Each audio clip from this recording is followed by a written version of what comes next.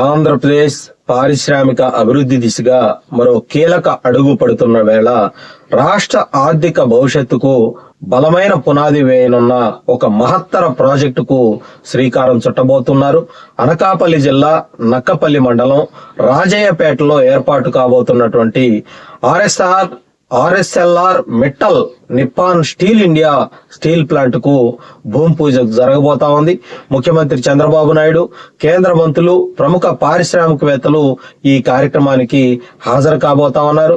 సుమారు 1,35,000 కోట్ల పైచిలకు భారీ పెట్టుబడితో నిర్మించబోతున్నటువంటి ఈ ప్రాజెక్టు రాష్ట్ర పారిశ్రామిక రంగంలో ఒక గేమ్ చేంజర్ గా నిలవబోతుందని అందరూ కూడా భావిస్తా ఉన్నారు.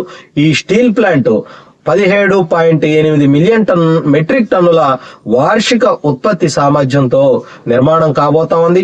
ప్రాజెక్టును 2 దశల్లో నిర్మించబోతా ఉన్నారు. మొదటి దశలో 7.5 మిలియన్ మెట్రిక్ టన్నుల ఉత్పత్తి లక్ష్యంగా పెట్టుకోగా, రెండో దశలో 10.5 మిలియన్ మెట్రిక్ టన్నులు విస్తరించబోతా ఉన్నారు. మొత్తం 5,465 ఎకరాల విస్తీర్ణంలో ఈ ప్లాంట్ ఏర్పాటును చేయబోతా ఉన్నారు. ప్రత్యక్షంగా పరోక్షంగా సుమారు 1,00,000 మందికి ఉపాధి అవకాశాలు కలుగుతాయని అంచనా. అలాగే పారిశ్రామిక రంగంలో ఉపాధి అవకాశాలను పెంచడమే కాకుండా అనుబంధ రంగాలకు కూడా ఇది ఒక రకంగా తోడ్పాటు అయితే ఇవ్వబోతోంది. ఈ ప్రాజెక్టు అనుబంధంగా 316 ఎకరాల్లో 50 మిలియన్ మెట్రిక్ టన్నుల సామర్థ్యంతో ఒక క్యాప్టిన్ పోర్టును కూడా ఏర్పాటు చేయబోతా ఉన్నారు.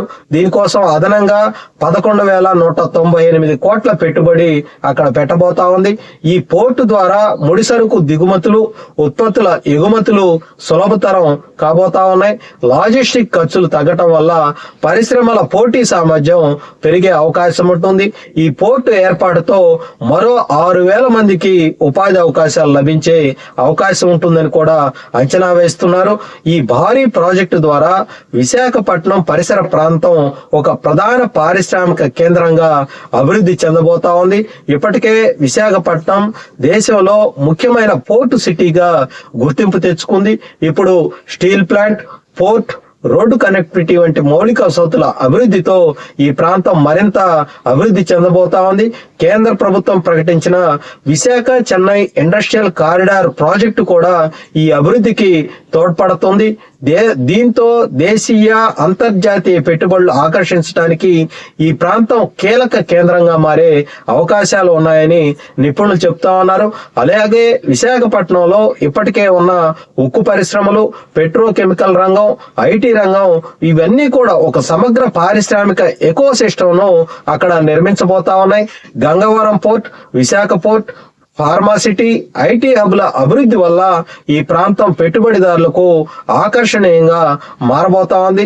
ఇప్పుడు కొత్తగా ఏర్పడనున్న ఈ స్టీల్ ప్లాంట్ వల్ల ముడిసరుకు రవాణా అలాగే ఎగుమతుల పరంగా మరింత సౌలభ్యం ఏర్పడబోతా ఉంది. ప్రభుత్వం కూడా ఈ ప్రాజెక్టును పూర్తి స్థాయిలో సహకారం కూడా అందిస్తా ఉంది.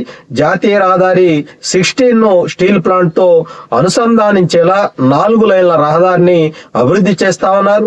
ఇది రవాణా వ్యవస్థను మెరుగుపరచడంతో పాటు పరిశ్రమల వేగవంతమైన అభివృద్ధికి దోహదం చేస్తుందని అభిప్రాయం వ్యక్తమవుతోంది. మౌలిక వసతుల అభివృద్ధి, విద్యుత్ సరఫరా, నీటి వనరుల అందుబాటు వంటి అంశాల మీద కూడా ప్రభుత్వం ప్రత్యేకమైనటువంటి దృష్టి సారించింది. ఈ ప్రాజెక్టు భూమి పూజ కార్యక్రమానికి కేంద్ర ఉక్కు మంత్రి కుమారస్వామి, రాష్ట్ర ముఖ్యమంత్రి చంద్రబాబు నాయుడు, అలాగే డిప్యూటీ సీఎం పవన్ కళ్యాణ్, మంత్రి నారా లోకేష్, కేంద్ర మంత్రి భూపతిరాజు శ్రీనివాసవరం వంటి నేతలు హాజరు కాబోతా ఉన్నారు. అలాగే ఆర్ఎస్ఎల్ఆర్ మెటల్ సంస్థకు చెందిన లక్ష్మీ మెటల్, ఆదిత్య మెటల్ కూడా ఈ కార్యక్రమంలో పాల్గొనబోతా ఉన్నారు. కార్యక్రమం షెడ్యూల్ ప్రకారం ముఖ్యమంత్రి చంద్రబాబు నాయుడు ఆయన హెలికాప్టర్ లో రాజయ్యపేటకు చేరుకొని ఎక్స్పీరియన్స్ జోన్ ను సందర్శిస్తారు. అక్కడ స్టీల్ ప్లాంట్ నమూనాను పరిశీలించిన తర్వాత కేంద్ర మంత్రులతో కలిసి శంకుస్థాపన శిలాఫలకాన్ని ఆవిష్కరిస్తారు. ఈ కార్యక్రమం రాష్ట్ర పారిశ్రామిక అభివృద్ధిలో ఒక మైల్ రాయిగా నిలిచే అవకాశం అయితే ఉంది. మొత్తం మీద ఈ స్టీల్ ప్లాంట్ ప్రాజెక్టు ద్వారా ఆంధ్రప్రదేశ్ లో పారిశ్రామిక రంగం మరింత వేగంగా అభివృద్ధి చెందబోతా ఉంది. విశాఖ ప్రాంతం దేశంలో దేశంలోనే ప్రముఖ పారిశ్రామిక హబ్ గా ఎదగటానికి ఇది కీలక పాత్ర పోషించబోతా ఉంది. ఉపాధి అవకాశాలు పెరగటం, మౌలిక వసతుల అభివృద్ధి, పెట్టుబడుల ఆకర్షణ మొత్తం కలిసి వచ్చి రాష్ట్ర ఆర్థిక వ్యవస్థను మరింత బలోపేతం చేయబోతా ఉన్నాయని కూడా నిపుణులైతే అంచనా వేస్తా ఉన్నారు.